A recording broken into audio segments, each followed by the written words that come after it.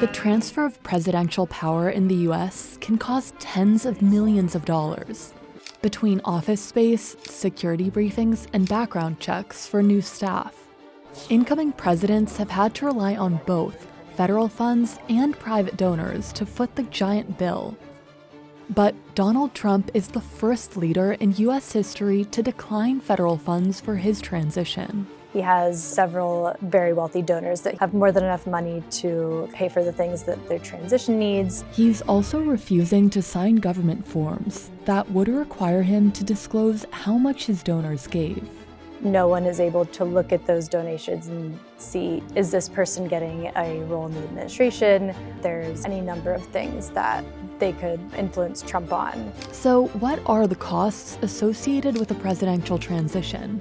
And how could this one change future transfers of power? The new occupant of the White House and his predecessor meet in a unique joint session. It's the culmination of one of the best-managed transitions between administrations in the nation's history. Presidential transitions have always been complicated. And for almost 200 years, there weren't any laws governing them. Caitlin Aprisco covers money and politics for Politico.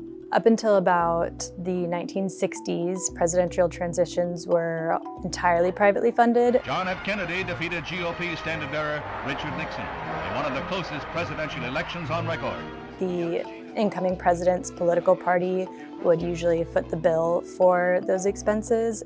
For example, in 1960, John F. Kennedy's transition was partly funded by the Democratic National Committee, or DNC. That was standard practice at the time. But in 1963, Congress decided to streamline the process and came up with the Presidential Transition Act. That allowed presidents-elect to access federal funding and federal resources for their transitions, obviously with the caveat that, when you bring in those federal funds, you have a limit on them and you have to disclose them. By law, every election year, the sitting president needs to propose a budget for the transition. Congress then has to approve it, earmark that money, and hand it over to the General Services Administration, or GSA. The General Services Administration is the government agency that supports the basic functions of government, and it also oversees the presidential transition. It's an independent body, which means it isn't connected to either political side, and keeps track of all the transition funds, spending them on things like phones and computers, and making sure they're secure so no one can steal data, which could compromise national security. The agency pays expenses for the outgoing administration during the transition process. It also provides office space in one of roughly 8,000 government buildings and furnishes it. In fact, President Harry Truman, who created the GSA back in 1949, made its first task renovating the White House after a piano fell through the floor. But since then, critics have accused the agency of wasteful spending, like when it allegedly used over $800,000 to send government staff to Las Vegas during the Obama administration. The GSA even has a fleet of over 200,000 cars it vets for safety. It leases them out for new and existing staff. It trains incoming staff too, which is an important part of every transition, especially if they've never worked in government. When the president-elect nominates people for their cabinet, the GSA is normally the agency that will conduct the background checks on that. But all that federal support comes with terms and conditions that candidates have to agree to when they sign the GSA documents, usually before the election even happens.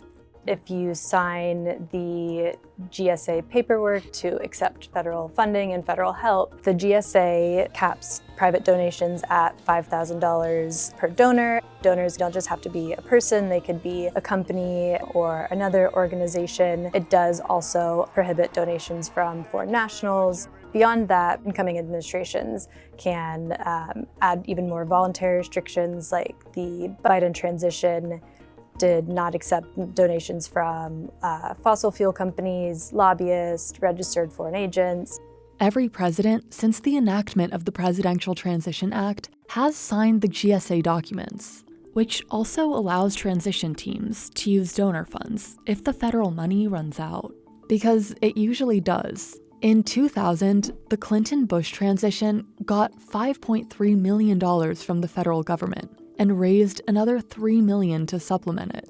The Bush to Obama transition got $8.5 million in 2008 and raised $6.7 million to pay for the rest. In 2016, Trump signed the GSA documents too, so his transition got $9.9 million from the federal government. But the donations he disclosed that year as part of the GSA's terms raised some eyebrows. Trump's first transition in 2016 and 2017 raised $6.5 million from private donors. Some of that spending sparked some accusations that Trump was using that money to line his own pockets because his transition disclosed spending hundreds of thousands of dollars on rent payments when a lot of the transition was based in Trump Tower in New York City, which is a building that Trump owns and gets profits on. Another point of concern was what his donors were getting in return. Several of the donors to Trump's first transition were later named to his cabinet. That includes Betsy DeVos, who is the education secretary. Betsy DeVos's family sent 10 individual checks, each for $5,000, the GSA's cap. Steve Mnuchin's family sent money too. His brother donated to the transition, and Steve Mnuchin was named Treasury Secretary. Only one of the donors to Biden's transition in 2020 was given a cabinet seat, Dr. Arati Pragbakar, the director of the Office of Science and Technology Policy, who sent $500. But despite concerns, the government hasn't raised the federal transition budget enough to help reduce the need for private donations. In fact, they've only become more important. In 2020, Biden got $9.9 million in federal funds for his transition. That may seem like a lot, but GSA disclosures show it spent $1 million just training incoming staff and briefing them. It spent another $6 million issuing its contracts, $250,000 on office space and furniture, and another roughly $15,000 on office supplies. All that is pretty standard. The money adds up fast, especially that year. They were in the middle of a pandemic. They, had a lot of health concerns that they wanted to be wary of, and so that needed extra money. At the time, the GSA couldn't offer support until it certified a winner, which happened on November 23rd. Meaning that the Biden transition wasn't able to access federal resources, including intelligence briefings or just office space.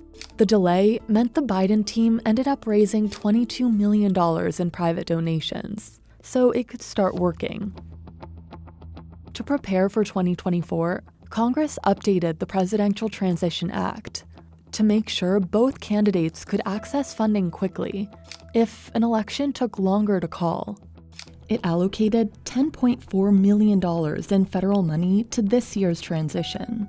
To access those funds, both candidates were asked to submit an ethics plan by October 1st, saying how they would handle conflicts of interest. The agency needs time to review it, so it's ready to release funding and resources to either team should they win. Kamala Harris's team did that, but Trump's did not, which sparked some questions about whether he would. He missed the deadline, but turned it in November, writing that his team wouldn't accept money from foreign agents or lobbyists. But in a statement, his team also said that it would not take federal funds to save taxpayer dollars or sign the GSA documents. Trump has several very wealthy people in his inner circle, including Elon Musk, the Tesla CEO, and Howard Lutnick, the transition co-chair, and Cantor Fitzgerald CEO. We must elect Donald J. Trump president. And even if Trump were to not receive any federal funding for his transition, those two men or any of the other very wealthy donors that he surrounds himself with have more than enough money to kind of pick up that slack. It obviously raises the ethical question of whether that would buy them outsized influence in a Trump administration. They could have more influence over cabinet picks or other appointees in the administration, policy changes or policy priorities. In a statement on November 26th, Trump's team said it would eventually disclose its list of donors for 2024. But without a signature on the GSA documents, the $5,000 cap goes out the window. He also doesn't have to say how much each donor gave. No one is able to look at those donations and see, is this person getting a role in the administration? The incoming president has already named wealthy donors to his campaign, like Howard Lutnick to his cabinet, as well as Linda McMahon, who gave more than $21 million to Trump's re-election bid, and Scott Bessent, who donated over $600,000. Trump also promised billionaire Elon Musk a seat in his administration. This will truly be the golden age of America. That's what we have to have. We don't know yet whether the Tesla CEO is donating to Trump's transition fund, but the money someone like Musk could bring to the table, and the fact that we may never know just how much he did, could change the game for every future transfer of power.